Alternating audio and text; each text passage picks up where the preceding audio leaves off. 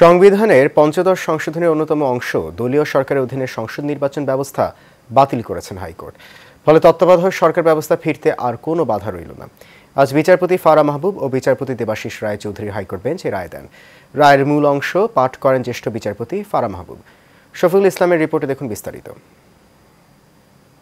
সংবিধানের পঞ্চদশ সংশোধনী অন্যতম অংশ দলীয় সরকারের অধীনে সংসদ নির্বাচন ব্যবস্থা বাতিল করেছেন আদালত। ফলে তত্ত্বাবধায়ক সরকার ব্যবস্থা ফিরতে আর কোনো বাধা রইল না। এছাড়া সংবিধান সংশোধনে গণভোটের বিধান পুনর্বহাল করেছেন হাইকোর্ট। অসাংবিধানিকভাবে ক্ষমতা দখল করলে রাষ্ট্রদ্রোহিতার অভিযোগ সংক্রান্ত সংশোধনীর দুটি ধারাও বাতিল করা হয়েছে। পঞ্চদশ সংশোধনীর মাধ্যমে সংবিধানের মৌলিক কাঠামোকে ধ্বংস করা হয়েছিল উল্লেখ করে রায় ঘোষণা শেষে হাইকোর্টের বিভিন্ন পর্যবেক্ষণের বিষয়ে গণমাধ্যমে কথা বলেন আইনজীবীরা। এই রায়ের মাধ্যমে আদালতে যারা আর্গু করেছে কম বেশি সবাই খুশি। রায়ের ব্যাপারে আমরা খুবই খুশি, কারণ পঞ্চদশ সংশোধনীর মাধ্যমে বাংলাদেশকে যে একটা কর্তৃত্ববাদী শাসন ব্যবস্থার দিকে নিয়ে যাওয়া হয়েছিল সেটার আমরা বলবো সেটার অবসানের ক্ষেত্রে আজকে একটা গুরুত্বপূর্ণ মাইলফলক আমরা অর্জন করলাম। 1996 সনে যে তত্ত্বাবধায়ক ব্যবস্থা ছিল সেই অবস্থার মধ্যে আবার এই দেশ এখন ফিরে এসেছে। গণতান্ত্রিক ব্যবস্থা ফিরে আসার একটা গুরুত্বপূর্ণ দ্বার উন্মোচিত হলো।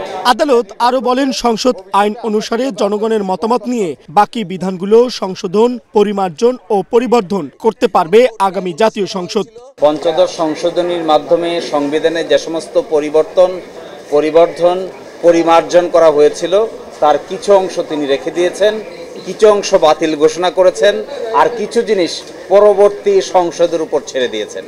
অ্যাটর্নি জেনারেল মোহাম্মদ আসাদুজ্জামান জানান, পঞ্চদশ সংশোধনীর রায়ের ফলে তত্ত্বাবধায়ক সরকার বৈধতা পেল।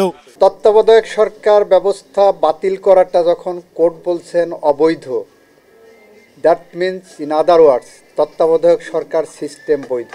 যদি আপনি ইন্টারপ্রিটেশনের কথা বলেন, আমি বলবো অ্যাপেলেট ডিভিশনের যে রিভিউ পেন্ডিং আছে সেইটাকে বাইপাস করেই এই আইনেই এই রায়ের প্রেক্ষিতে তত্ত্বাবধায়কে ফিরে যাওয়ার সম্ভাবনা আছে। গত 4 ডিসেম্বর পঞ্চদশ সংশোধনীর বৈধতা চ্যালেঞ্জ করে করা রিটের শুনানি শেষ হয়। রিটে পক্ষভুক্ত হয় বিএনপি, জামাত সহ কয়েকটি সংগঠন। প্রায় সবাই তত্ত্বাবধায়ক সরকার বহালের পক্ষে মত দিয়েছিলেন।